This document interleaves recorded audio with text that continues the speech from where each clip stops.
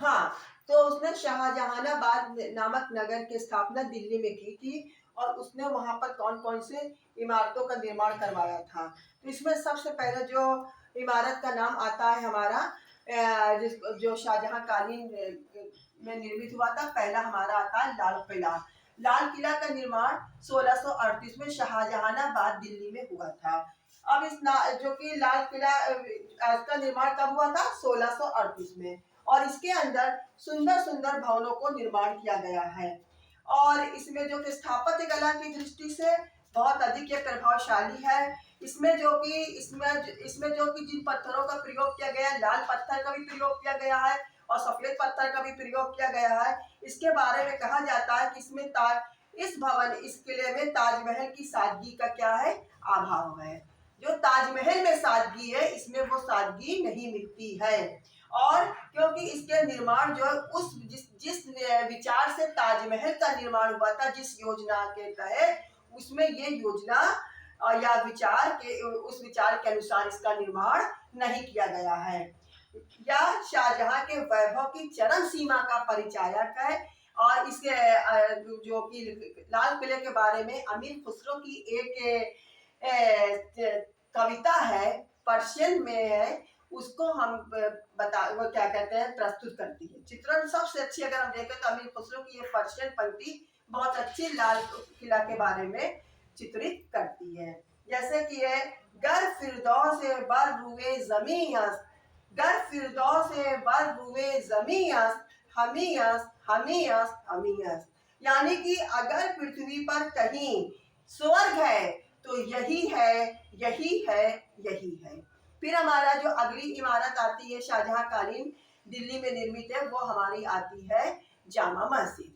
जामा मस्जिद का निर्माण जो कि शाहजहां ने जो कि बहुत ऊंचे चबूतरे पे करवाया था और इस जामा मस्जिद में 3 द्वार हैं और पूर्वी द्वार से बादशाह नमाज पढ़ने के लिए आता था और 2 अन्य द्वार से आम प्रजा नमाज पढ़ने के लिए आती थी। मस्जिद के ऊपर जाने के लिए सीढ़ियों की व्यवस्था है और इसमें मध्य में जो कि इस इमारत में बहुत बड़ा सा गुंबद है और किनारे 2 छोटे गुंबद हैं की योजना है और इसको सुंदर सुंदर मेहराबों से बनाया गया है और इसके किनारे भी 2 मीनारें निर्मित की गई हैं। फिर हमारा अगला जो आता है ताजमहल। ताजमहल के बारे में बता दें कि ताजमहल जो कि शाहजहां कालीन का सबसे विश्वविख्यात भवन है, इसका जो निर्माण है शाहजहां ने कराया था, वो अपनी प्रिय पत्नी मुमताज महल की याद में कराया था और जो कि इसका निर्माण मुमताज महल की मृत्यु के पश्चात 1631 में आरंभ हुआ था। ताजमहल यमुना नदी के किनारे स्थित है और इसको जो कि इसके संबंध में कहा जाता है कि ये बादशाह शाहजहां ने इसकी स्वयं योजना बनाई थी और कलाकारों ने इसको पूरा रूप दिया था। अब इसमें जो के बारे में यह है कि इसमें बहुत से जो कहते हैं कि इसमें 17 वर्ष में लगभग ये बन के तैयार हुआ है और इसमें 20,000 से लोग प्रतिदिन काम करते थे और इस ताजमहल के निर्माण में 3 करोड़ से अधिक रुपये का व्यय हुआ। ताजमहल के प्रमुख जो कलाकार थे, किन किन मतलब के कारीगरों के मेहनत के बल ताजमहल बना है, उसमें जो कि जैसे कि उस्ताद ईसा खां, मोहम्मद हनीफ, अमानत खां, मोहम्मद खां, मोहम्मद शरीफ और मोहन लाल जैसे महान कलाकार थे। जिसमें उस्ताद ईसा खां कौन थे? महान नक्शा नवीस थे जिन्होंने ताजमहल का नक्शा बनाया था। उस्ताद ईसा खां ने क्या बनाया था? ताजमहल का नक्शा बनाया था। अमानत खां और मोहम्मद शरीफ ने क्या की थी? तुगरा नवीसी की थी, यानी कि जो मीनारे वगैरह है, जो पच्चीकारी का काम है, ये इसकी की थी। इस्माइल खान ने गुंबद का कार्य, गुंबद कैसा होना चाहिए, गुंबद साजी के पारंगत कारीगर कौन थे? ताजमहल के इस्माइल खान।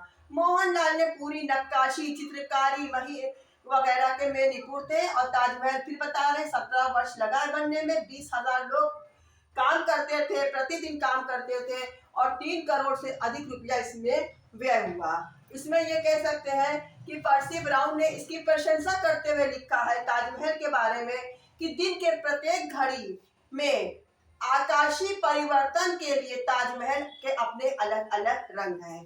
प्रातः काल में ये उषा की बेला के रंग में आ जाता है, दोपहर को चकाचौंध कर देने वाली सफेदी में और चांदनी रात में शीतल सौंदर्य, जब इसका गुंबद वायु में यानी आसमान में तारों के बीच में एक मोती की तरह लटकता हुआ दिखाई देता है।